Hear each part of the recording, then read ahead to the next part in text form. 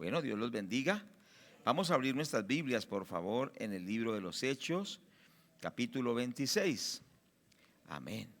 Y quiero que compartamos acerca del tema, no fui rebelde a la visión celestial.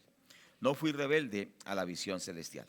Vamos a abrir entonces el texto allí de las Sagradas Escrituras y leemos en el capítulo 26 del libro de los Hechos, verso 12, dice la palabra de Dios. Ocupado en esto, iba yo a Damasco con poderes y en comisión de los principales sacerdotes. Cuando a mediodía, oh rey, yendo por el camino, vi una luz del cielo que sobrepasaba el resplandor del sol, la cual me rodeó a mí y a los que iban conmigo. Y habiendo caído todos nosotros en tierra, oí una voz que me hablaba y decía en lengua hebrea: Saulo, Saulo, ¿por qué me persigues? Dura cosa te es dar coces contra el aguijón. Entonces yo dije: ¿quién eres, Señor? Y el Señor dijo: yo soy Jesús, a quien tú persigues, pero levántate y ponte sobre tus pies, porque para esto he aparecido a ti, para ponerte por ministro y testigo de las cosas que has visto y de aquellas en que me apareceré a ti, librándote de tu pueblo y de los gentiles a quienes ahora te envío, para que abra sus ojos, para que se conviertan de las tinieblas a la luz y de la potestad de Satanás a Dios, para que reciban por la fe que es en mí, dice el Señor Jesucristo, perdón de pecados y herencia entre los santificados. Por lo cual, oh rey Agripa, no fui rebelde a la visión celestial. Digamos todos: no fui rebelde a la visión celestial. Amén. Bendito el nombre de Dios. En este pasaje quiero que miremos dos aspectos, dos cosas de la visión de Dios. ¿Cierto que sí? Y lo primero es que nosotros debemos tener una visión clara de quién es Dios, al Dios a que nosotros servimos. Resulta que hay personas que quieren servir a un Dios que no conocen.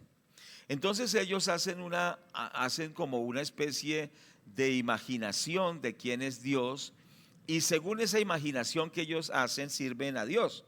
Pero no es así. Es importante entender que Pablo, escúcheme bien, el apóstol Pablo, cuando tuvo su encuentro con el Señor Jesucristo, él pretendía que estaba sirviendo a Dios. Y entonces él estaba encarcelando cristianos, él estaba haciendo la persecución contra el pueblo de Dios, pero él aseguraba que estaba sirviendo a Dios, porque no conocía al Dios que pretendía servir.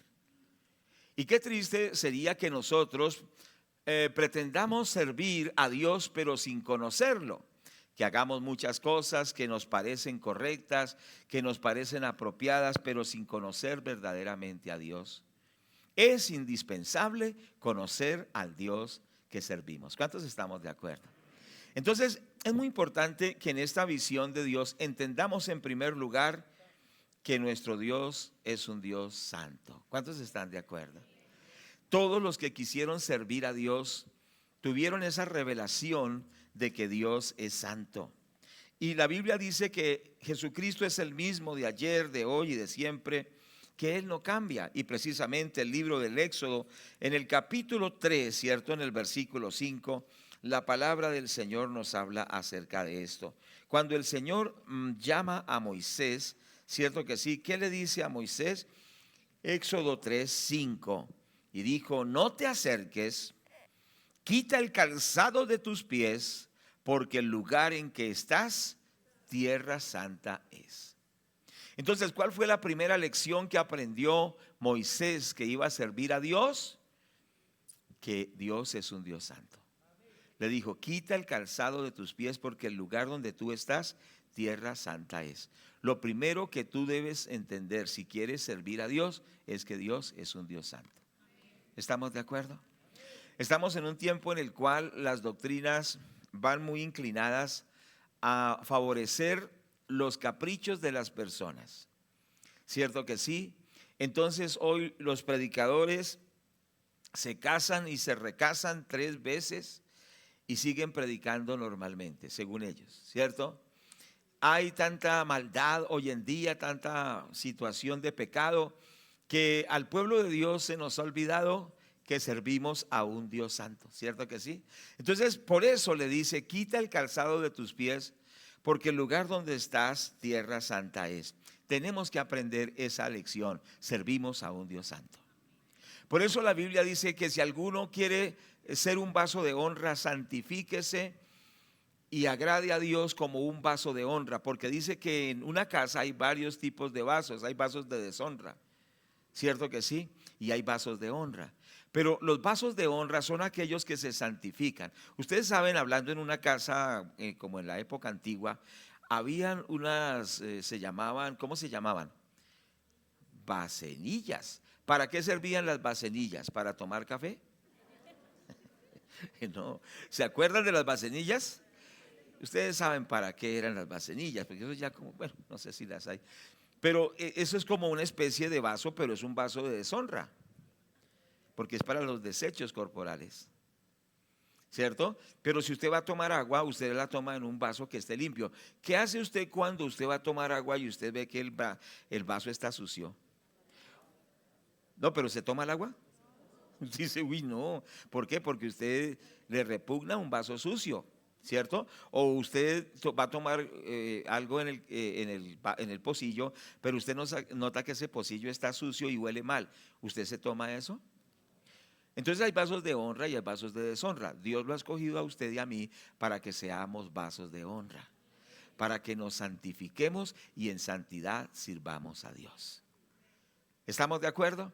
Entonces Dios nos llama a que nos consagremos a Él y entendamos que el lugar en que estamos es tierra santa, que tenemos que despojarnos de toda la vida malvada y servir a ese Dios santo. En el libro de los Salmos, capítulo 22, nosotros encontramos también esa frase. En el versículo 3 dice, pero tú eres santo, tú que habitas entre las alabanzas de Israel. Entonces dice, pero tú eres santo. Entonces Él es el mismo, Él no cambia, Él no ha cambiado, Él sigue siendo santo. Las iglesias cambian con el tiempo, con los énfasis, ¿cierto que sí? Con lo que presentan los medios de comunicación, con las formas que las iglesias se inventan, pero Dios siempre ha sido y será santo. Él es santo. ¿Cuántos damos gloria a Dios por esto? Entonces nosotros debemos entender eso. El profeta Isaías tuvo un encuentro con la santidad de Dios, según nos dice precisamente el libro de él, profeta Isaías, en el capítulo 6. Y vamos a leer desde el versículo 1 y dice la palabra de Dios, Isaías 6:1. En el año que murió el rey Usías, vi yo al Señor sentado sobre un trono alto y sublime, y sus faldas llenaban el templo. Por encima de él había serafines, cada uno tenía 6 alas, con 2 cubrían sus rostros, con 2 cubrían sus pies y con 2 volaban. Y el uno al otro daba voces diciendo, Santo, Santo, Santo, Jehová de los ejércitos, toda la tierra está llena de su gloria. Y los quiciales de las puertas se estremecieron con la voz del que clamaba, y la casa se llenó de humo. Y entonces dije, ay de mí que soy muerto, porque siendo hombre inmundo de labios y habitando en medio de un pueblo que tiene labios inmundos, han visto mis ojos al Rey Jehová de los ejércitos. Y voló hacia mí uno de los serafines, teniendo en su mano un carbón encendido tomado del altar con unas tenazas, y tocando con él sobre mi boca, dijo, he aquí que esto tocó tus labios, es quitada tu culpa y limpio tu pecado. Después oí la voz del Señor que decía, ¿a quién enviaré y quién irá por nosotros? Entonces respondí yo, heme aquí, envíame a mí. En este pasaje el profeta Isaías ya lleva 5 capítulos de profetizar a Israel, de profetizar a las naciones, pero el profeta está diciendo, ay de los que hacen esto, ay de los que hacen aquello, ay y ay. O sea, estaba diciendo que las naciones eran malos, eran pecadores, ay de aquellos, ay de estos, ay de, bueno, de tantos, ¿cierto? Pero ahora dice, ay de mí. ¿Por qué? Porque cuando él vio la grandeza de Dios, él se sintió morir porque se dio cuenta que también necesitaba la santificación de Dios. Porque él vio la gloria de Dios y vio a esos seres angelicales, ¿cierto? Con 6 alas, cada uno dice que con 2 cubrían sus rostros, esos ángeles, con 2 cubrían sus pies y con 2 volaban. ¿Y qué decían todos esos ángeles? ¿Qué decían esos querubines? ¿Qué decían? ¿Qué decían? Santo, santo, santo, Jehová de los ejércitos, toda la tierra está llena de su gloria. Yo quiero decirles que nuestro Dios es 3 veces santo. El Padre es santo, el Hijo es santo y el Espíritu Santo también es santo. ¿Cuántos dicen gloria a Dios? Entonces es importante que nosotros entendamos que servimos a un Dios santo. Cierto que sí, que servimos a ese Dios que es santo y manda a sus siervos a vivir en integridad y en santidad. Cuidado si estás sirviendo a Dios en pecado. ¿Cuántos me están escuchando? Si pretendes que vas a servir a Dios en pecado, no. Tenemos que quitar el calzado de nuestros pies porque el Señor es santo. Tenemos que santificarnos. ¿Estamos de acuerdo? Porque el Señor quiere esto de nosotros. El profeta, al ver la gloria de Dios, cayó humillado y dijo: me falta mucho, Señor, tenga misericordia de mí, me siento morir. Pero gloria a Dios que el Señor envió a esos ángeles que tomaron el carbón encendido con unas tenazas y limpiaron su boca, es decir, lo santificaron. Le tengo buenas noticias. Hoy el Señor nos santifica por la preciosa sangre de Cristo, por la palabra de Dios y por el fuego del Espíritu Santo que quema toda maldad de nuestras vidas. Démosle la gloria a Dios. ¿Quién nos puede santificar? Solo Él. Amén. ¿Quién nos puede limpiar? Solo Él. ¿Y cómo Él lo hace? Cuando nosotros nos acercamos a Él en intimidad, en la oración. Por eso el cristiano tiene que sacar tiempos para hablar con Dios todos los días. Yo escucho de cristianos que dicen: no, mi agenda es muy ajetreada, yo no tengo tiempo para orar, yo no tengo tiempo para estar a solas con Dios. Estás en peligro. Tienes que organizar tu tiempo y la prioridad de tu vida es estar a solas con Dios. Para que tú lo adores, pero Él te hable. Para que Él diariamente saque de nosotros las cosas que no están bien. Y cómo Dios nos santifica a través de buscarlo en la oración, y Él nos santifica y nos lava por su palabra. La palabra nos santifica todos los días en el contacto con la palabra de Dios. ¿Cuántos estamos de acuerdo? Pero usted no se puede dar el lujo sencillamente de decir: no tengo tiempo de buscar a Dios. Organiza el espacio, pero no puedes vivir sin estar todos los días en un tiempo, por lo menos un tiempo diario devocional con Dios. ¿Estamos de acuerdo? Entonces, ¿qué va a pasar? Siempre vas a estar viendo la gloria de Dios y siempre vas a ver su santidad y vas a ver aquellas cosas que se van pegando en el camino que no son buenas. Pero ¿qué quiere decir? Tan pronto esa suciedad se pega a tu corazón, tú vas ante el Señor y vamos ante Él y nos lavamos con la palabra, con la sangre de Cristo, y vivimos en integridad y en santidad todos los días. Pero ¿qué pasa cuando usted no se baña en 15 días? Por allá dijeron: uy, sí, claro. Imagínense, hermanos. Hay personas que usted se acerca y huelen horrible. ¿Cierto que sí? Es tremendo. ¿Por qué? Porque no se bañan. Perdóneme que hable así. Pero espiritualmente también debemos todos los días ir a la palabra y lavarnos todos los días. Entonces necesitamos decirle: Señor, santifíqueme. ¿Por qué? Porque un pueblo santo es un pueblo respaldado por Dios. ¿Por qué Dios quiere que nosotros nos santifiquemos? Primero, porque Él es honrado con un pueblo santo. Pero un pueblo santo es un pueblo que Satanás no puede filtrar, que Satanás no puede destruir, porque en la santidad hay poder. Usted recuerda que los demonios, cuando el Señor Jesucristo se acercaba, ellos gritaban y decían: ¿por qué has venido para destruirnos antes de tiempo? ¿Por qué lo reconocían? Decían: sabemos quién eres, el Santo de Dios. O sea, una persona totalmente apartada para Dios. ¿Sabe una cosa? Si tú vives totalmente apartado para Dios, hasta los demonios te reconocerán y dirán: con esa persona no me meto, porque es una persona de verdad de Dios.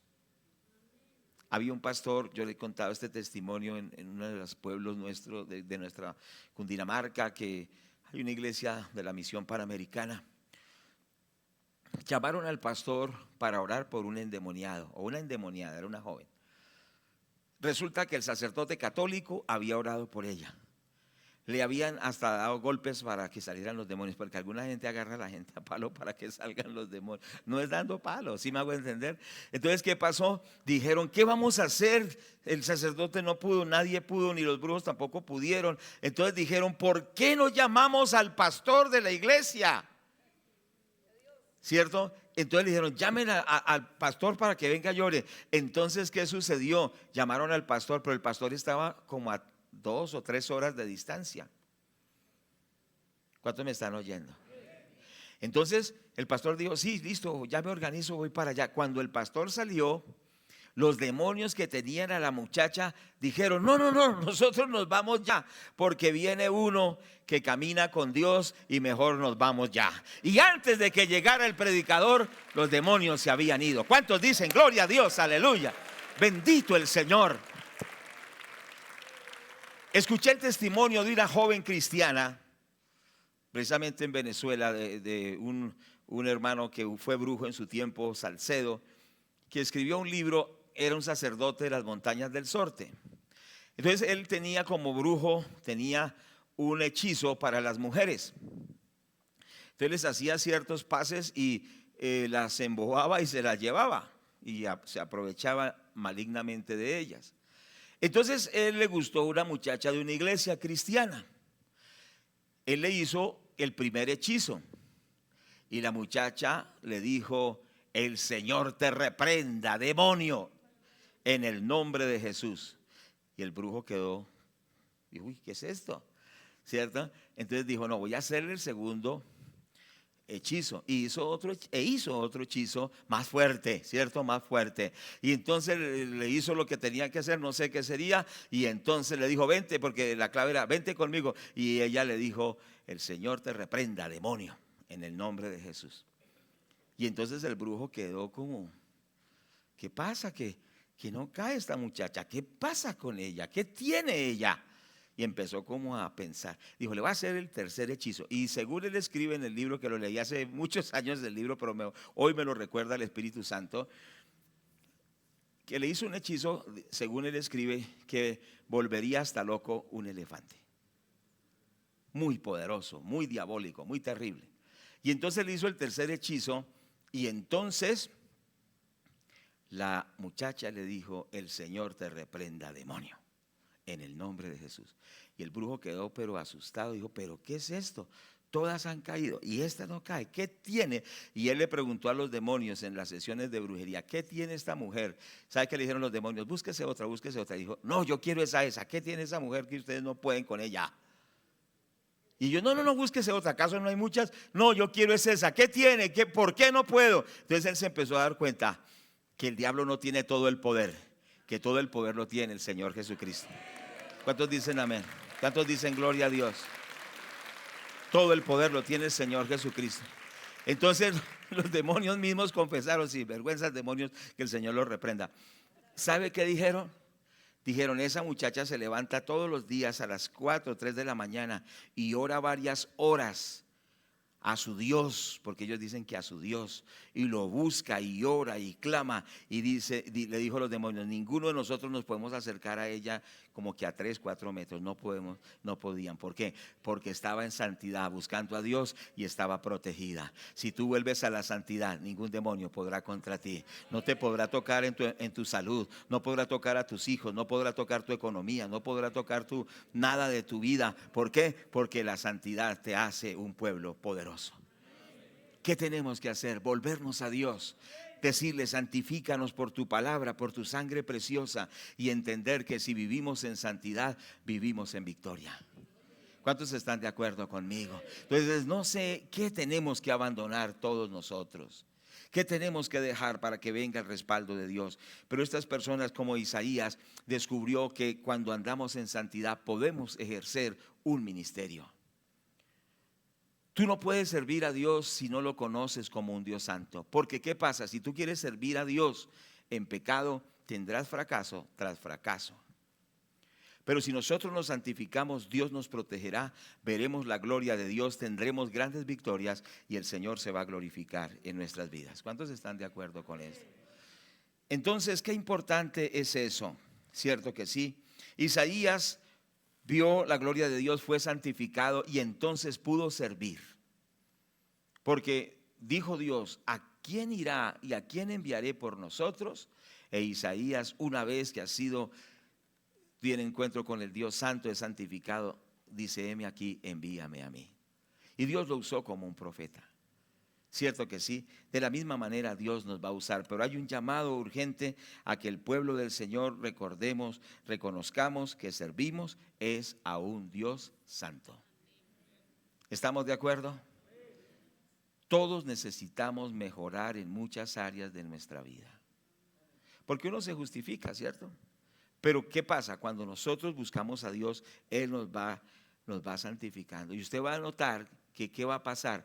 Va a haber más respaldo de Dios para usted día a día. Crisis van a ser superadas. Oposiciones van a ser superadas. Esos enemigos que se levantan contra usted van a ser derrotados. ¿Cuántos dicen amén? Porque usted está viviendo en santidad para Dios. Está consagrado para Dios. Dios va a dar una protección sobre su vida y usted verá la gloria de Dios. Pero lo que tenemos que aprender es que Dios es un Dios santo. Nosotros vemos en el Antiguo Testamento, cuando esto no se tuvo en cuenta, cuánto fracaso hubo. Por ejemplo, cuando Dios les dio al pueblo de Israel la tierra prometida. ¿Se acuerda? La primera ciudad que ellos conquistaron se llamaba Jericó. Era una ciudad amurallada, una ciudad fuerte, pero ellos obedecieron dando las vueltas en silencio y a lo último gritando, y los muros cayeron. Los muros no cayeron porque tenían voz de tenor, ¿cierto? No habían muchos Pavarotis allá, ¿cierto? Que una voz de tenor, no, sino que los muros cayeron por el poder de Dios. Cuando el pueblo del Señor, nosotros andamos en obediencia, como veíamos ayer en el encuentro, en obediencia a los mandamientos de Dios, hay un respaldo tremendo de parte de Dios. Si oyeres atentamente la voz de Jehová tu Dios para poner en práctica todos los mandamientos que yo te prescribo hoy, entonces el Señor tu Dios enviará sobre ti todas estas bendiciones y te alcanzarán. Bendito serás en la ciudad, bendito en el campo, ¿cierto? Y empieza a hablar de Deuteronomio 28, capítulo 28, versículo 1 en adelante, las bendiciones por la obediencia. Entonces, ¿qué sucedió? Ellos en obediencia, entregados totalmente a Dios, vieron cómo los muros de la gran ciudad de Jericó cayeron. Y ellos conquistaron lo que Dios les había dado. Pero el Señor les dijo, primero, era la primicia. ¿Y la primicia de quién es? ¿De quién son las primicias? Dice: honra al Señor con tus bienes, con las primicias de todos tus frutos. ¿Es así o no es así? Entonces, ¿qué quiere decir? Que la primicia, ¿a quién le pertenece? A Dios. ¿Qué tenían que hacer con esa ciudad? Entregarla a Dios, porque alguien que toma lo que le corresponde a Dios y lo toma para sí, se convierte para él ¿en qué? En un anatema, o sea, en una maldición. Entonces, ¿qué sucedió? Resulta que ellos fueron a la segunda ciudad, que se llamaba la ciudad de Ai, una ciudad mucho más pequeña, Josué no oró para mandar el ejército. ¿Qué hay que hacer cuando vamos a hacer algo siempre? Vas a hacer un gran negocio. ¿Qué hay que hacer? Te piensas casar. ¿Qué tienes que hacer? No, Olivera, ¿cierto? Vas a hacer un viaje. ¿Qué tienes que hacer primero? Vas a hacer muchas cosas que tú piensas. ¿Qué hay que hacer primero? No haga nada sin orar. Y no solo orar caprichosamente.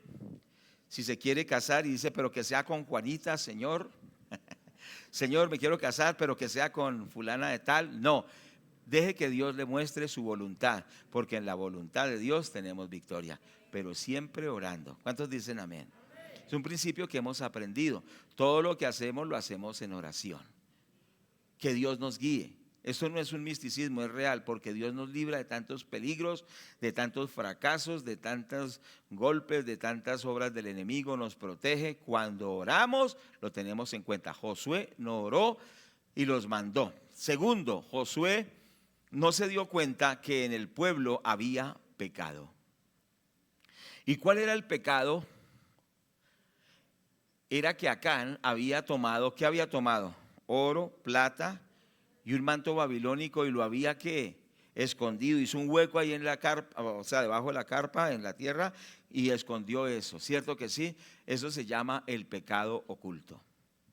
El pecado oculto es cuando nosotros hacemos cosas o guardamos en nuestra vida ciertos hábitos que desagradan a Dios. Y aunque nadie se dé cuenta, Dios sí se da cuenta. No sé si me hago entender. Por favor, escuchemos esto. El pecado no es que mi esposa me descubra, ¿cierto? Hay personas que han andado en inmoralidad por años y como si nada. Pero cuando los descubren, lloran como Magdalenas. ¿Cuántos me están oyendo? Póngale atención lo que le voy a decir. De pronto Dios le está hablando a alguien. Hay personas que duran años en la inmoralidad, secretamente, en los moteles, por allá no sé dónde más, calladitos, calladitos, predican, cantan, pretenden servir a Dios y normal, hasta que los descubren. Y cuando los descubren lloran como Magdalenas. Pero ¿por qué no lloraban antes?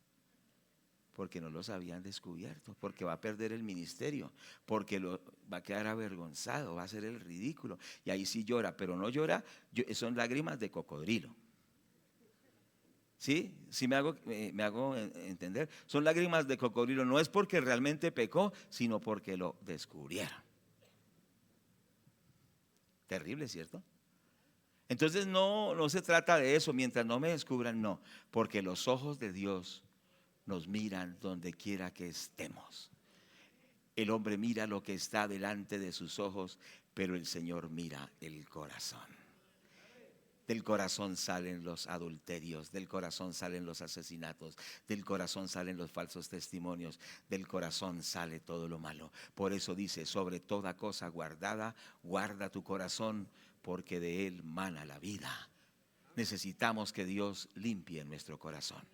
Por eso el salmista, cuando confesó su pecado en el Salmo 51, en uno de los versículos dice: crea en mí, oh Dios, un corazón limpio, renueva un espíritu recto dentro de mí. No me eches de delante de ti y no quites de mí tu santo espíritu. Vuélveme el gozo de tu salvación y espíritu noble me sustente. ¿Qué necesitamos nosotros? Que pedirle a Dios: escudriña mi mente, mis intenciones, mis motivaciones. ¿Por qué hago esto? ¿Por qué digo esto? ¿Cuáles son las motivaciones? ¿Cierto? Porque Dios ve las motivaciones. ¿Por qué hago las cosas? ¿Cuál es la motivación más secreta que hay en mí? ¿Por qué? ¿Qué intención hay en mí? ¿Soy sincero? ¿No lo soy? ¿Tengo una máscara o soy franco con Dios? Entonces, ¿qué tengo que hacer? Señor, escudriña mi mente, escudriña mi corazón. Por favor, santifícame. ¿Cuántos queremos que Dios nos santifique? Todos somos buenos según nosotros. Todos los hombres proclaman su propia verdad, su propia bondad, pero hombre de verdad, ¿quién lo hallará?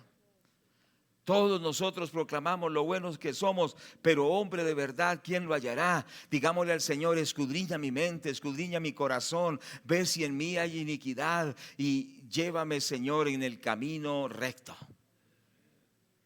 Entremos en esa santificación. ¿Cuántos dicen amén? Digámosle: Señor, por favor, ayúdame a ser como tú eres santo. Así como tú eres santo, hazme santo, porque es que la santidad viene de Dios, no de nosotros, cuando lo busquemos. ¿Cuántos anhelamos esa vida de santidad? Un pueblo santo es un pueblo poderoso. ¿Y sabe qué pasó con Ai? La ciudad pequeña, fueron a la batalla, pero resulta que se agigantó esa ciudad porque el pueblo de Israel había pecado, pero había pecado solo un hombre. ¿Cuántos me están escuchando? A veces usted piensa que dice: no, pues que soy solo yo. No, mi esposa no sabe, mis hijos no saben, soy solo yo. Pero cuando un hijo, un esposo, una esposa peca, maldice a toda la familia. ¿Cuántos me están escuchando? ¿Cierto? Entonces, ojo con eso, porque es que usted no está solo. Usted se ha dado cuenta que cuando hay una manzana podrida, ¿qué pasa con las otras? Se contaminan. ¿Sí me hago entender? Entonces usted no está solo en este mundo. Usted donde está afecta para bien o para mal. Entonces todos en la familia tenemos que servir a Dios en integridad y no traer maldiciones a la casa. No traigamos maldiciones a nuestros hijos porque pensamos que yo puedo vivir como yo quiera. ¿Quiénes van a pagar los platos rotos? Dice que Él visita la maldad de los padres sobre los hijos hasta la tercera y cuarta generación de los que le aborrecen. Pero si nosotros nos consagramos, los primeros bendecidos serán nuestros hijos, serán nuestros nietos, será nuestra familia. Saquemos la maldad de nuestros corazones, empezando por mí mismo. ¿Cuántos dicen amén?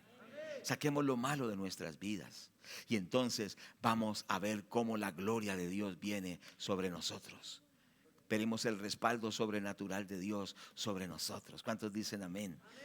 ¿Cuántos queremos ver el respaldo de Dios sobre nuestras vidas? Saquemos todo lo malo, dejemos que Dios nos santifique. Una familia sacerdotal, porque es que en esto no se trata de posiciones jerárquicas. Algunos piensan que porque son predicadores o pastores tienen como un estatus especial y tienen licencia para pecar, como James Bond, que dice que tiene licencia para matar. No, si me hago entender, todo ministro, todo cristiano, todo predicador, no importa quién sea, no tiene licencia para hacer lo malo. ¿Cuántos me están escuchando? En la Biblia hay una familia. Bueno, pero ¿qué pasó con Acán y su familia? Le trajo derrota a Israel porque fue terrible, pero toda la familia de él murió apedreada por el pecado de un hombre. Cuidado con eso. Otra familia que era la familia de Elí. Elí era un sacerdote, pero Elí era un sacerdote pasivo porque él dejaba que sus hijos, por ejemplo, cuando la gente traía las ofrendas, que eran ofrendas de animales, cierto, traían ofrendas de carne y todo esto, los hijos de Elí le arrebataban a la gente las ofrendas, cierto, para tomarlas para ellos, pero la gente decía: no, pero es que primero démosle lo que es del Señor, porque sí, una parte le correspondía al sacerdote, pero era una parte. Pero ellos agarraban todo para ellos. ¿Cuántos me están escuchando? Codiciosos. Y entonces dice que deshonraban las ofrendas del Señor y Dios los estaba mirando. Pero Elí, el sacerdote, no los corregía. ¿Cuántos me están oyendo? ¿Sabe que uno le tiene que enseñar a los hijos que los pastores no somos los dueños de las iglesias? Que en las iglesias nuestros hijos no pueden hacer lo que se les ocurra. Que no somos amos y señores de la iglesia, sino que solo somos siervos. Que por la gracia de Dios, Dios nos dio un privilegio. Pero que si nosotros como familias deshonramos a Dios, pagaremos las consecuencias. Qué terrible, ¿cierto? Qué gran responsabilidad. Ser un ministro de Dios es un gran privilegio, pero es una gran responsabilidad. Y estos muchachos no solo se robaban las ofrendas, como pasaba aquí en un tiempo en la iglesia. Había un muchacho que cuando no había nadie, pues nosotros le dimos confianza porque era muy cercano. Habían unos alfolís parecidos, no, más pequeños que estos, ¿se acuerda, hermana Alice? Y el muchacho en los tiempos, y bueno, en el tiempo no habían cámaras, ahora hay cámaras, pero están los ojos de Dios más bien.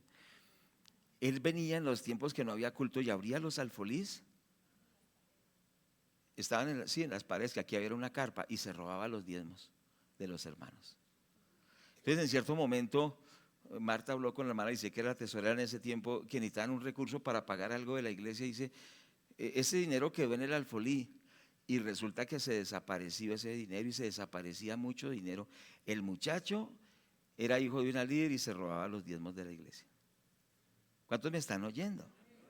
Y que esto sea, que todos tengamos temor de Dios, porque aquí no hay nadie con corona para esto. ¿Sí estamos de acuerdo? Y resulta que se descubrió en sí ese muchacho. Dios permitió que se descubriera, eso fue tremendo. Pero él también vivía en inmoralidad con una señora de la iglesia. Lo triste fue el final de este muchacho. Fue a otra iglesia y también estaba robando. A lo último estaba trabajando en cierta cosa, le cayó un peso de un ascensor y lo mató. Con Dios no se juega. Y era un muchacho. Escúcheme bien, no juegues con Dios. El Señor le dijo a los que Él liberaba, vete y no peques más, para que no te venga algo peor. No juegues con Dios. Entonces ese hombre, Elí, no corregía a sus hijos, y los hijos no solo se robaban las ofrendas, sino que enamoraban mujeres en el templo y practicaban la inmoralidad dentro del templo. Entonces, ¿qué sucede? Dios estaba viendo eso y Él nunca los corregía. Recuerde, el pastor no es el dueño de la iglesia. Pueden ser los hijos, yo los amo mucho a mis hijos, pero he aprendido que ellos tienen que respetar las cosas de Dios, porque Dios toma cuenta. Y entonces usted vio cómo terminó él y su familia, eso fue un desastre. Pero estamos a tiempo de arrepentirnos, estamos a tiempo de corregirnos, estamos a tiempo de que el Señor nos sane, nos libere y que toda maldición sea echada afuera y en vez de la maldición venga bendición. ¿Cuántos estamos de acuerdo?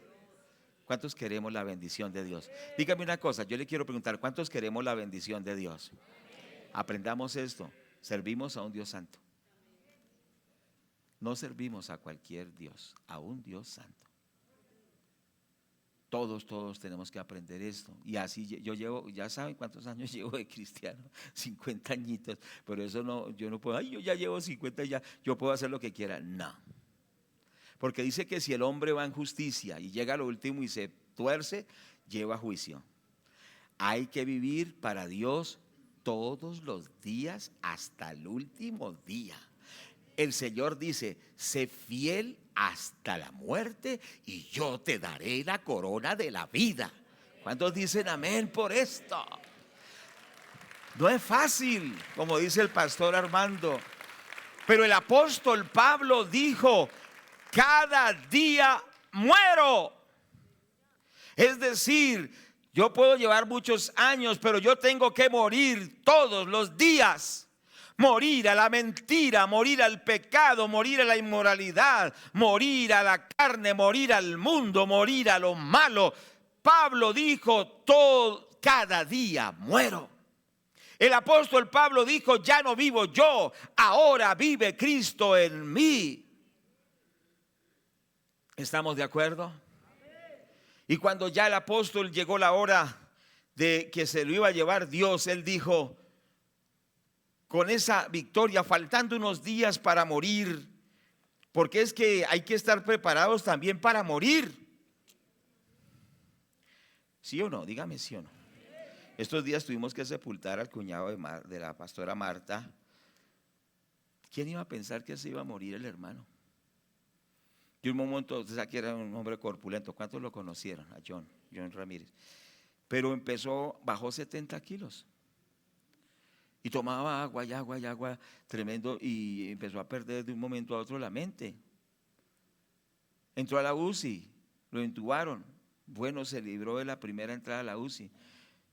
Antes de entrar a la UCI le dijo a la esposa, tranquila que yo ¿en cuántos días? en 5 días le entrego, o sea, que le entregaba donde vivían. Y sí, precisamente más o menos en esos días murió. ¿Quién piensa que se va a morir? Pero sí hay que entender que el que no está listo para morir, tampoco está listo para vivir. Porque ¿qué quiere decir? Nosotros tenemos que tener las cuentas con Dios bien todos los días. Porque cuando menos espera, el Señor llama a la persona. ¿Cuántos dicen amén? El temor de Dios tiene que estar en nosotros todos los días. ¿Qué hablamos? ¿Qué decidimos? ¿Qué hacemos? ¿Qué motivaciones hay?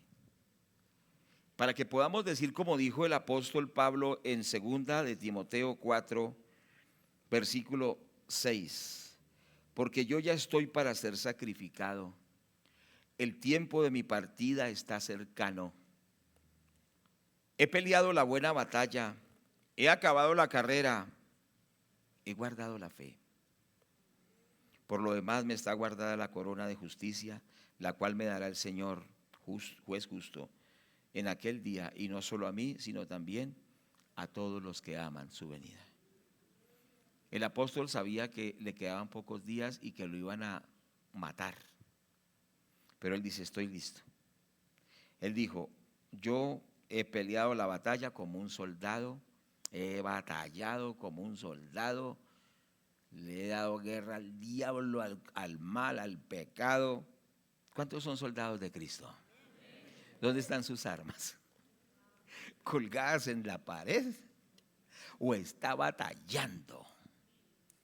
¿Qué hace el cristiano todos los días batallando contra el mal? ¿Cuántos dicen amén? ¿Cuántos son soldados de Cristo?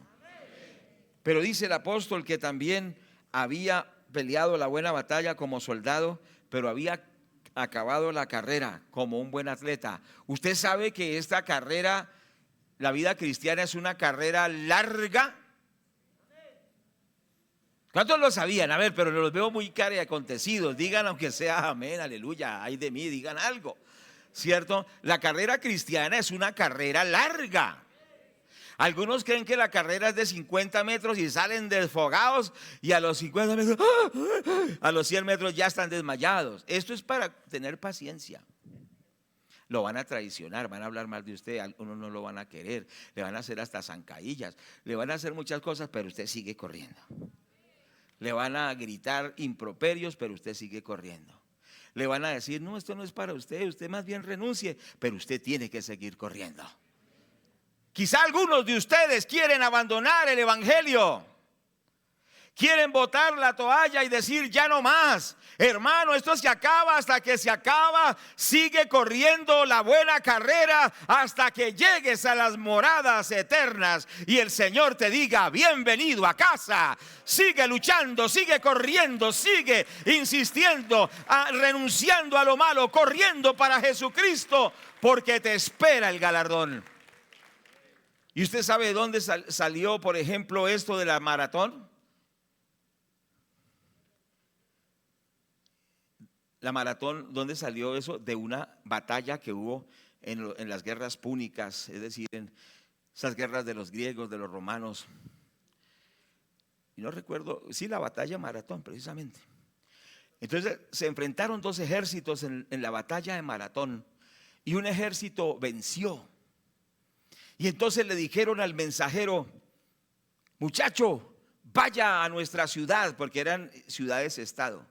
Vaya a nuestra ciudad y dígales que vencimos, que peleamos como leones, que batallamos hasta el fin, pero vencimos. Vaya y dígales a nuestros compatriotas que vencimos. Y sale ese estafeta con la noticia, y estaba que se ahogaba, el oxígeno le faltaba, estaba que no podía, mas él tomaba aire y seguía, porque tenía una asignación de dar la buena nueva en la ciudad. Y siguió corriendo, sentía que se desmayaba, se volvía a levantar y seguía corriendo. Así te toca a ti y así me toca a mí, así te duela todo, tienes que seguir corriendo porque te espera el galardón. Y el hombre siguió corriendo, esto es histórico. Siguió corriendo hasta que llegó a su ciudad. Y tan pronto entró en la ciudad, le abrieron las puertas y solo dijo una palabra y dijo: ¡vencimos! Y cayó muerto. De inmediato cayó muerto. Pero dio la buena noticia: vencimos. De ahí surge la carrera de maratón. Esta carrera es una maratón, pero que al final, digamos, con la ayuda del Señor. Diga, ¿con la ayuda del Señor qué? No, pero ¿con la ayuda de Dios qué? No, pero ¿cómo si ven? ¿Con la ayuda de Dios qué? Hermano, sigue adelante. El apóstol dijo entonces que era un soldado, un atleta y un custodio. Dijo: he guardado la fe. Es decir, que le dieron un tesoro para guardar. ¿Sabe qué es el tesoro que Dios nos ha dado para guardar hasta el fin? La fe en Dios y en su palabra. Y ese es un tesoro que hay que cultivarlo. ¿Hasta cuándo? Una muchacha tiraba la Biblia, decía, ojo, lo digo con mucha reverencia, pero ella era irreverente y botaba la Biblia y decía: ya va esa vaina, y la botaba. Hay gente que, yo les he contado, otro que tenía problemas terribles y le dije: ¿y usted lee la Biblia? Dijo: sí, yo tenía una Biblia, pero la vendí y me compré media de aguardiente. Me dijo una cosa, yo no quiero. Dije: pero ¿cómo puede ser usted así? Votar la palabra de Dios. Pero ¿sabe que hay cristianos que votan la fe, se olvidan del evangelio? No siguen, no guardan ese tesoro. Hermano, guarda ese tesoro, porque Dios tiene para ti un galardón grande. No niegues la fe. Cada día santifiquémonos y tendremos la victoria de Dios. ¿Cuántos dicen amén? Bueno, esa es la primera parte del mensaje, son 2 puntos. ¿Les doy el otro punto? Bueno, gracias por ese ánimo que me dan. Entonces, la primera visión es: ¿quién es Dios? Un Dios santo. ¿A quién servimos? A un Dios santo. Tenemos que persistir en la santidad todos los días, que Dios nos ayude. Pero en segundo lugar, Dios tiene una visión de amor por la humanidad. Entonces quiero que miremos en Mateo, y es importante entender que la visión que Dios nos quiere dar es una visión también a favor de las personas, y que si Dios nos dio un ministerio, no es que somos tan importantes, sino es a favor de la gente. ¿Qué dice el libro de Mateo, capítulo, ¿qué dijimos? 9, versículo 36. Gracias, hermanos. Mateo 9:36. ¿Qué nos dice la palabra de Dios? Vamos a leer la palabra. ¿Cuántos creen que la Biblia es palabra de Dios? Versículo 35. Recorría Jesús todas las aldeas, las ciudades y aldeas, enseñando en las sinagogas de ellos y predicando el evangelio del reino, y sanando toda enfermedad y toda dolencia en el pueblo. Y al ver las multitudes tuvo compasión de ellas, porque estaban desamparadas y dispersas como ovejas que no tienen pastor. Entonces dijo a sus discípulos: a la verdad la mies es mucha, mas los obreros pocos. Rogad pues al Señor de la mies que envíe obreros a su mies. Entonces, primero, la visión de Dios santo. Segundo, la visión que Dios tiene a favor de las personas. La Biblia dice que el Señor recorría enseñando, predicando y sanando, libertando a los endemoniados, dándoles esperanza y fe y liberación. Y al ver las multitudes, ¿qué tuvo por ellos? Compasión, porque eran ovejas desamparadas como ovejas que no tienen pastor. Entonces él dijo: rogad al Señor de la mies que envíe obreros a su mies. Aquí vemos algunos aspectos. Lo primero es que el Señor ve a la gente, a las multitudes, con compasión. Ustedes saben que en elecciones los políticos se convierten. ¿Cuántos sabían eso? Entonces ellos ven las multitudes, ¿cómo las ven? Como votos, ¿cierto? Cada persona es un voto. Entonces llegan a esas grandes iglesias y dicen: uy, aquí hay muchos votos. Entonces los políticos ven a las multitudes como votos. Algunos ven a las multitudes como dinero. Entonces hay algunos líderes religiosos que están muy pendientes de cuáles son los que mueven más dinero, y a estos los visitan, a estos los ministran, a ellos los tienen en la mano como una porcelanita, pero el que no tiene plata no les vale nada, porque ven las multitudes por plata. Solo dijo amén el hermano. Entonces, ¿qué tenemos que entender? Que esto no se trata de cuánto dinero tiene el uno, cuánto dinero tiene el otro, sino que todas las almas son valiosas ante los ojos de Dios, tenga o no tenga. Que hay que alcanzarlos a todos. ¿Cuántos dicen amén?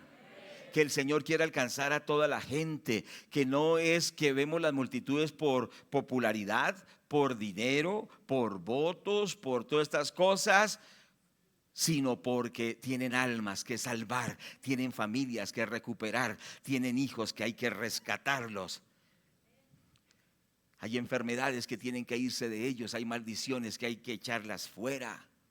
La gente sufre, la gente agoniza, pero Dios nos ha puesto a los siervos de Dios, que somos todos nosotros, en el nombre de Jesús, para llevarles fe y esperanza por el evangelio.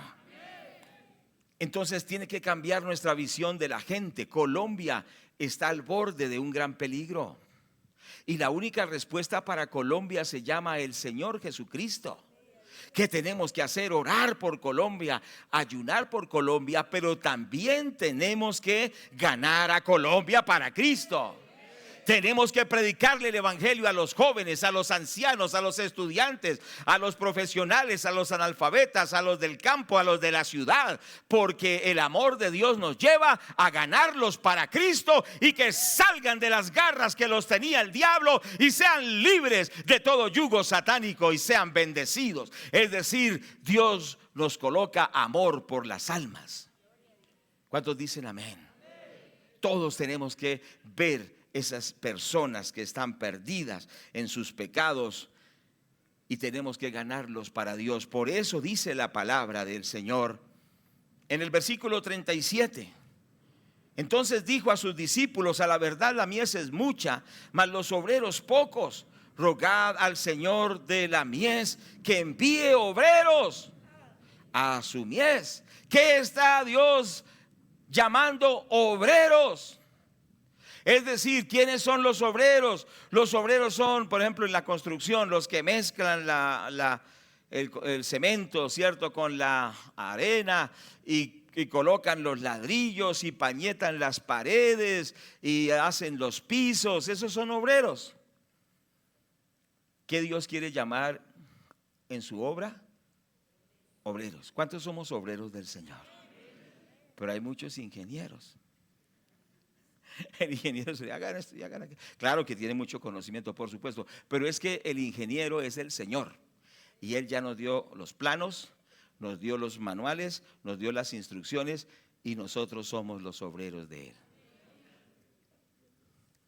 ¿Qué eres tú en la casa de Dios? ¿Te gusta? No, que ellos evangelicen, sí, que ellos prediquen, que ellos ayunen, que ellos allá oren, que allá ellos vayan y visiten al preso, ellos vayan allá, visiten al enfermo, que vayan ellos, que vayan ellos. No, aquí todos somos obreros. ¿Cuántos dicen amén? Somos obreros del Señor. Entonces el Señor dice: rogad al Señor de la mies que envíe obreros. Hacen falta obreros. Ahora estamos atendiendo por lo menos 2 iglesias que no tienen pastor, por eso no nos han visto en este último mes. Yo sé que cuando me vieron se alegraron. Bueno, eso espero, yo no sé si se alegraron, pero aquí estamos por hoy. Estamos hoy aquí porque estamos atendiendo esas iglesias, nos toca ir. Algunos dicen: pero por fin aparecieron. Pero qué cosita. Pues hermano, no estamos por allá perdiendo el tiempo, estamos yendo a esos lugares donde esas iglesias están padeciendo, pero como somos obreros hay que ir. Entonces algunos dicen: no, yo sí, pero si me mandan a Europa, si me mandan a Francia a predicar, yo voy. Si me mandan a los Estados Unidos, yo voy. Pero ir por allá a Guayabal, no, ¿qué tal? Yo soy de nivel. Ir a Soacha, no, ¿cuál Soacha? No, más bien mándenme a otro lugar. Entonces, ¿qué pasa? La gente se da mucho nivel, pero Dios está buscando es obreros. ¿Cuántos somos obreros? Porque el obrero es el que se mete en el barro. Yo les conté lo que pasó. Fuimos para allá una trocha una vez y entonces la camioneta se enterró en el barro. Entonces íbamos con varios ministros, predicadores, ¿cierto? Pero había un hermano que todavía no era pastor, el hermano José Hostos, y digo el nombre porque es para honrarlo. Y el hermano, cuando se enterró en la trocha la camioneta, enseguida se mandó al barro. Y yo también, pues yo no tengo problema con embarrarme, eso no es problema. Y entonces juntos allá, metimos allá unos palos y todo eso, y la camioneta, y bueno, hasta que salió. Entonces el otro pastor que estaba ahí, estaba sentado, decía, ay, estaba en el carro arriba, ¿no? Decía, ay, cómo son las pruebas del ministerio, ¿no?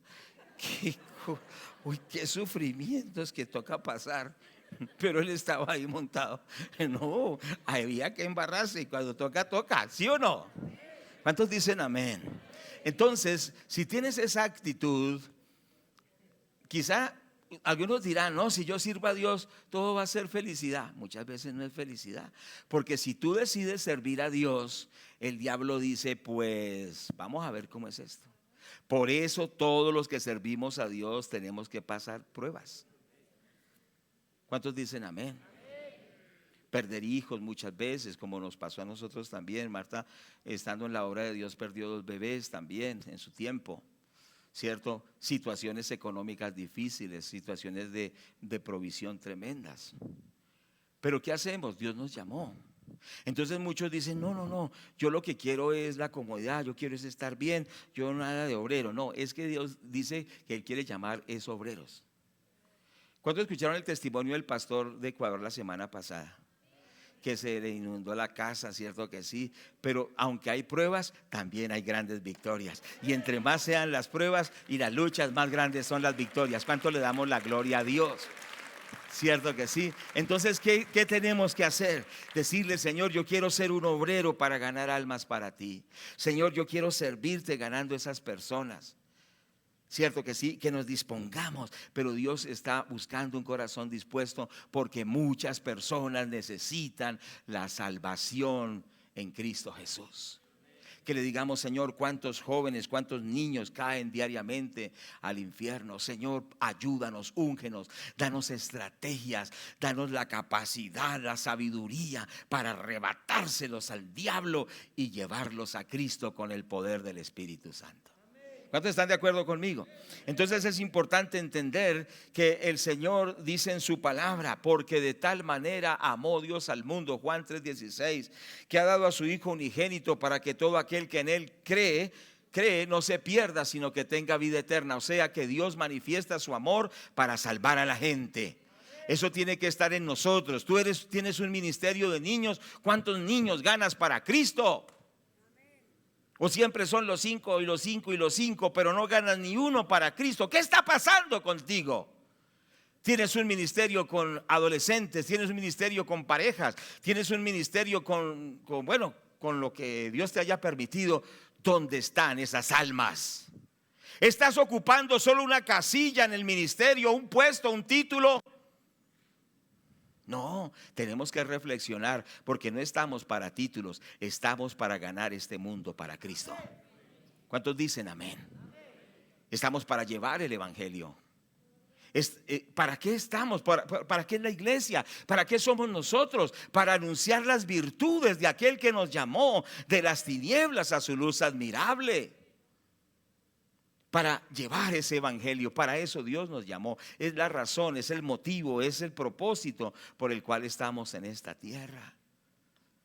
Entonces necesitamos tomar esa visión, porque dice la palabra de Dios, segunda de Pedro 3:9, no queriendo que ninguno perezca, sino que todos procedan al arrepentimiento. El Señor no retarda su promesa, según algunos la tienen por tardanza, sino que es paciente para con nosotros, no queriendo que ninguno perezca, sino que todos procedan al arrepentimiento. Dios no quiere que nadie se pierda. Cada persona Dios quiere salvarla. Cada persona Dios quiere rescatarla. ¿Cuántos están de acuerdo conmigo? Pero Dios necesita obreros, y esos obreros somos nosotros, que podamos decir como Isaías, heme aquí, Señor, envíame a mí. ¿Estamos de acuerdo? Que podamos decirle: Señor, gracias porque tú no quieres que nadie se pierda, y que empecemos a orar, porque es terrible, hermano, cuando alguien se pierde. Es algo terrible, no es cualquier cosa, no es perder un carro, no es ni siquiera perder una pierna, no es perder un riñón, ¿cierto? No es perder una herencia, aunque eso pues duele, ¿cierto? Pero es perder el alma por la eternidad. Y usted puede librar esa alma. Y yo puedo librar esa alma. ¿Por qué? Porque el Señor me ha puesto como un siervo de Él para predicar el evangelio. Y cuando predico el evangelio, esas personas se libran del infierno. ¿Le parece poca cosa? Que Dios ha puesto en su corazón y en su boca el mensaje que salva a los que van caminando al infierno. ¿Le parece poco? Pero ¿qué hacemos con los cristianos? Que los cristianos sencillamente dicen: bueno, ojalá la alabanza la hagan bien, porque últimamente están desafinando mucho. Esas luces no me gustan, titilean demasiado, mucho ruido, y a veces dice muy poquito, no suena nada.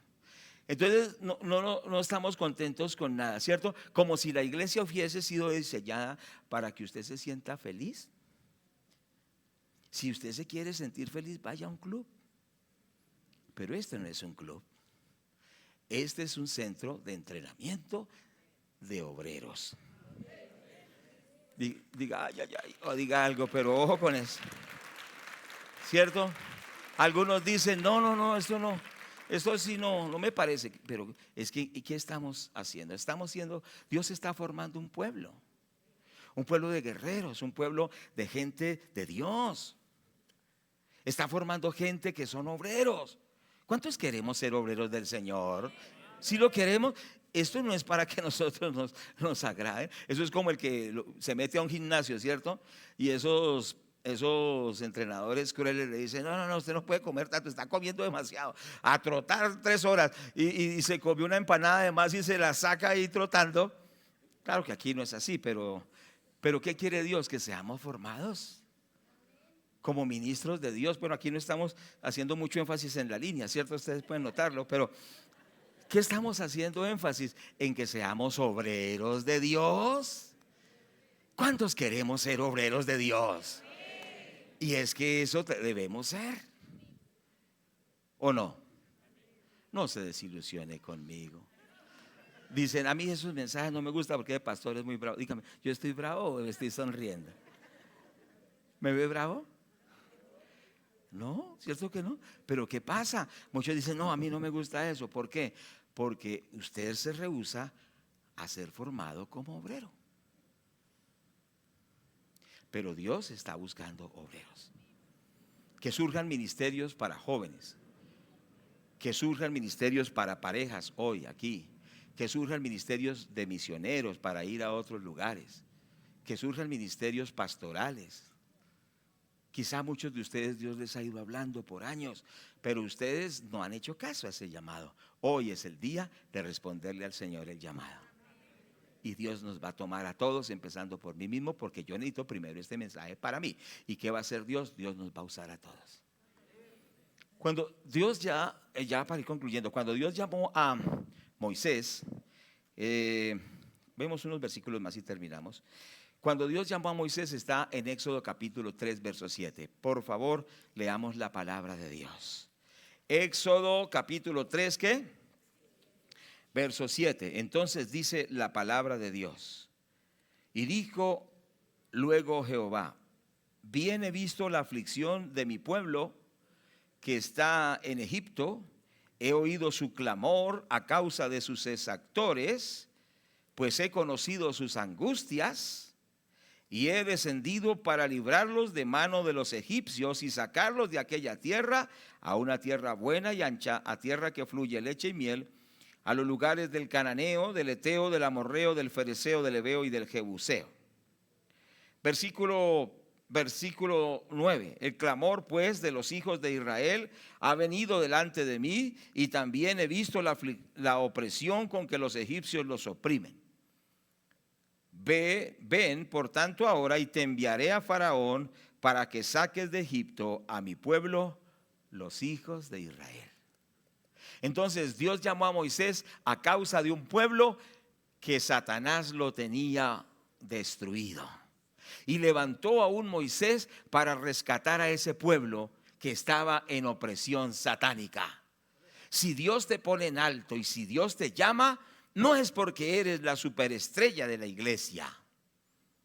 Es porque Dios te va a usar para rescatar a muchos que el diablo tiene oprimidos. ¿Cuántos dicen amén? Para que salgan de las tinieblas a la luz, para que las cadenas que ellos tienen se rompan. No porque eres muy importante, aunque el Señor te dará un gran galardón, pero te ha llamado esa causa de los que el diablo está destruyendo hoy en día.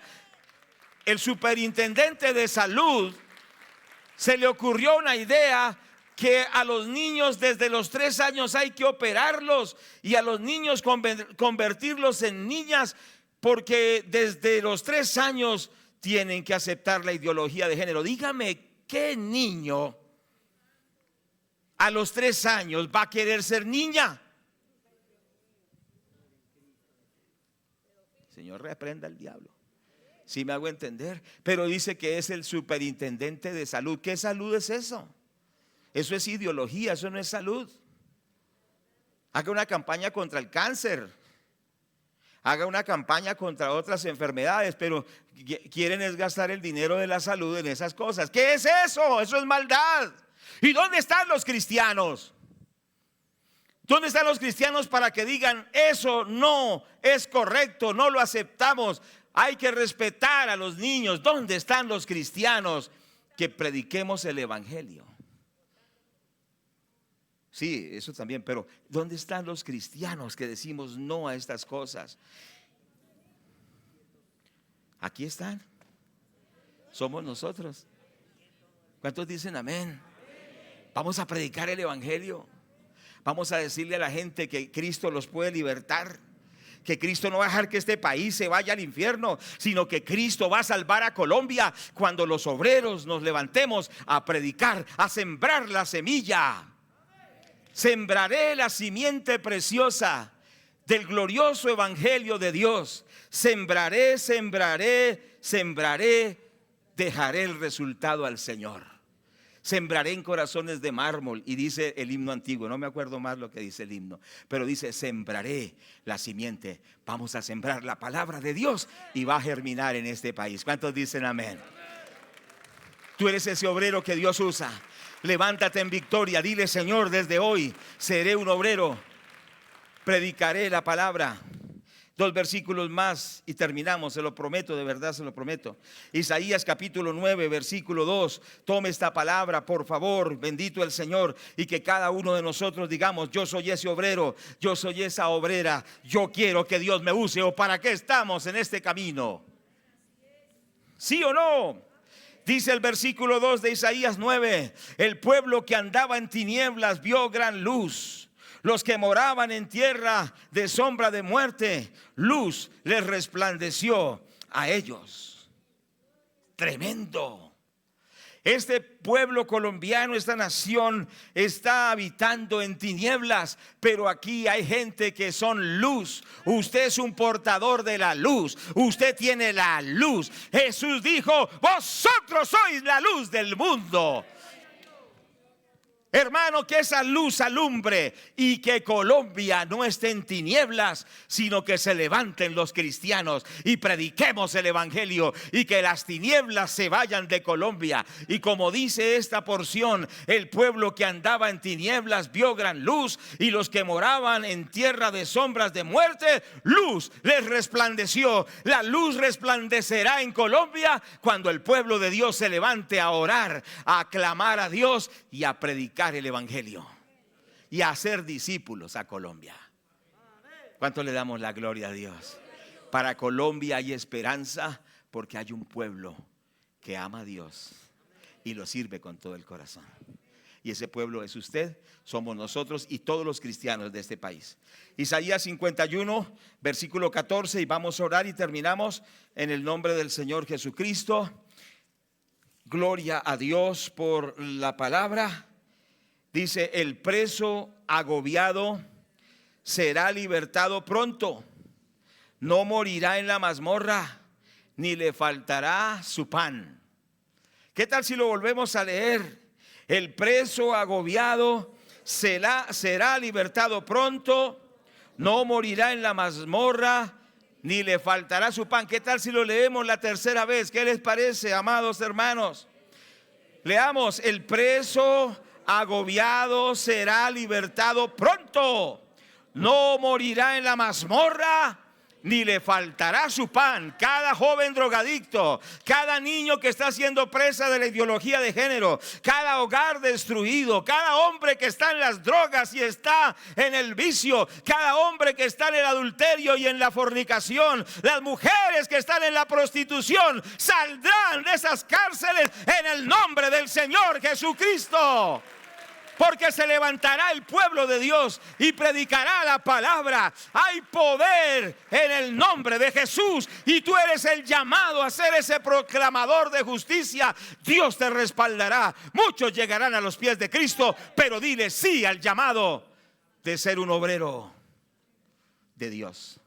No fui rebelde a la visión celestial. Oremos, pongámonos en pie, por favor, Darly. Damos la gloria a Dios. Por favor, oremos allí donde estamos. Amén. Amén. Sí, Señor. Arriba, arriba, arriba. Arriba, más arriba. Oremos.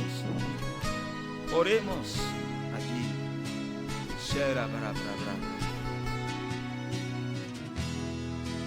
Arriba.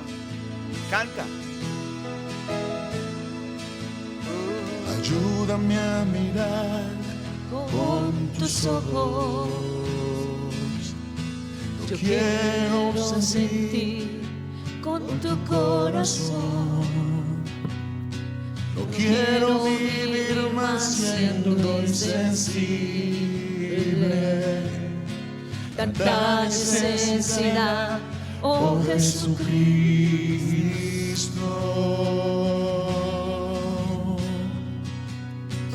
Ayúdame a mirar, Señor Jesús, con tus ojos. Sí, Señor Jesucristo.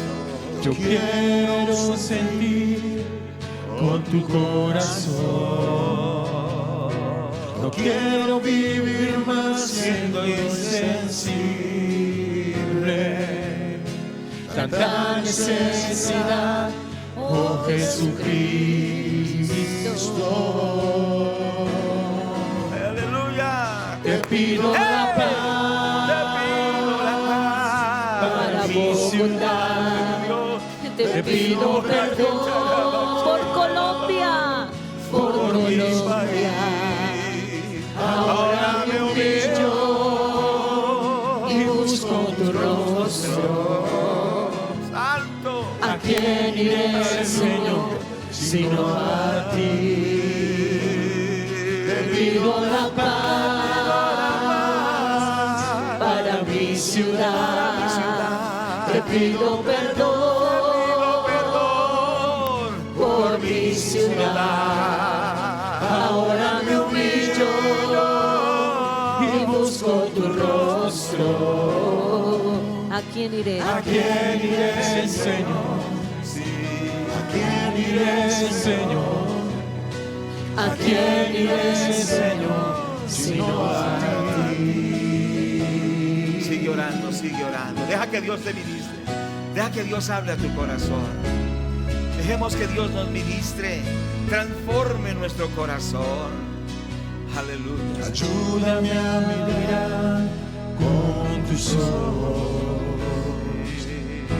Yo quiero sentir con tu corazón. No quiero vivir más siendo insensible. Tanta necesidad, oh Jesucristo.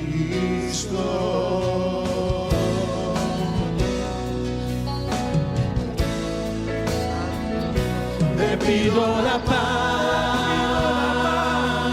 para mi ciudad. Te pido perdón mi ciudad. Ahora me humillo y busco tu rostro. ¿A quién iré, Señor, sino a ti? Te pido la paz para mi ciudad. Te pido perdón por mi ciudad. Ahora me humillo y busco tu rostro. ¿A quién iré, Señor, sino a ti? Oh, quiere ver. Si Dios, ¿a quién iremos? ¿A quién iré, Señor? ¿Quién irá por Él? ¿Quién responde a ese llamado? ¿Quién de nosotros dice, heme aquí, Señor, envíame a mí? ¿Quién dice al Señor Dios, le dice, Señor, aquí estoy, úsame para tu gloria? Jóvenes, ancianos, señoritas, matrimonios, hombres y mujeres, estudiantes, profesionales, empresarios, amas de casa. ¿Quién va a decirle, aquí estoy, úngeme, llevaré tu palabra? Traeré esperanza por el evangelio a muchos.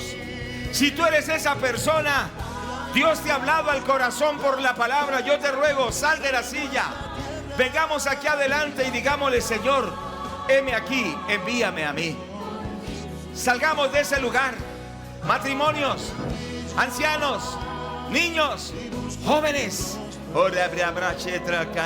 los hermanos supervisores, los hermanos pastores, estemos listos para orar en el nombre de Jesús. Mientras los hermanos están allí pasando, en el nombre de Jesús, sigamos con la adoración. Necesitamos, por favor, que los supervisores nos ayuden a orar. Los hermanos pasan en el nombre de Jesús. Hay más hermanos, gloria a Dios. Hoy va a pasar algo maravilloso en sus vidas. Que la unción del Señor venga sobre todos nosotros. Sigue orando, sigue la adoración al Padre, pero orando, por favor, dile al Señor, Dios mío, tú me has llamado, aleluya. Dile, Señor, úsame para tu gloria. Dile, Señor, úsame para tu gloria. No importa que tú lleves pocos días en la iglesia, pocas semanas. Dile, Señor, úsame para tu gloria. Dile, aquí estoy, Señor. Yo soy un obrero tuyo. Úsame, Señor, úsame. No tengas temor. Dirás, pero ¿quién me va a ayudar? ¿Quién? El que te va a ayudar es Dios. El que te sustentará es Dios. En medio de esas luchas Él te ayudará. Aunque pases por el fuego, no te quemarás. Aunque pases por las muchas aguas, no te ahogarás. Dios te guardará en tu entrar. Dios te guardará en tu salir. Pero dile, aquí estoy, aquí estoy, aquí estoy. Anda la vaqueya.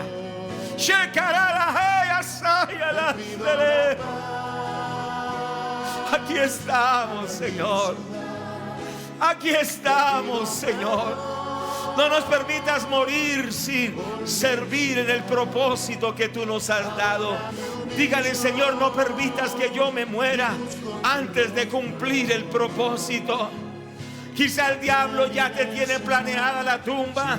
El diablo ya te tiene planeado el cementerio. Pero dile, Señor, no me puedo morir hasta que vea tu gloria y te sirva, Señor. Ok, a la Sara Babayanda, ya está. Dile, aquí estoy, Padre, úngeme. Coloca tu aceite sobre mi vida, Señor. Úsame para ganar almas, Señor. Úsame para llevar el evangelio. Úsame, Jesús. Úsame, Rey. Habla con Él, habla con Él. Ora, vaya. Ora, basta. Ten esa disposición. Ten esa disposición y empieza de donde tú estás. Empieza de donde tú estás, porque empezamos desde donde estamos. No empezamos con muchas promociones, pero empezamos haciendo la obra donde estamos, donde Dios nos permite, con esos niños, con esos jóvenes, en esa casa de paz, donde Dios nos ha permitido. Pero tú vas a empezar a hacer la voluntad de Dios y Él te va a usar. Vengan los pastores, los supervisores aquí. Vengan, por favor. Vengan. Mano José, vengan. Vamos a ungir a los hermanos. Su merced. Amén. Vamos a ungirlos. Vamos a ungir a nuestros hermanos, por favor. Amén. Qué bien. Amén. Vaya. Oren por nuestros hermanos, oremos por ellos.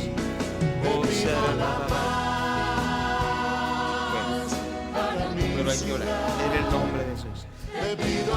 Que el Señor coloque esa unción sobre ustedes en el nombre santo de Jesús. Hermanos supervisores, ministros, pastores, coloquen ese aceite. Oren sobre estas vidas. Háganlo con libertad. Hagámoslo con esa libertad. Hágalo con libertad. Por favor, déjese usar por Dios, supervisor, pastor.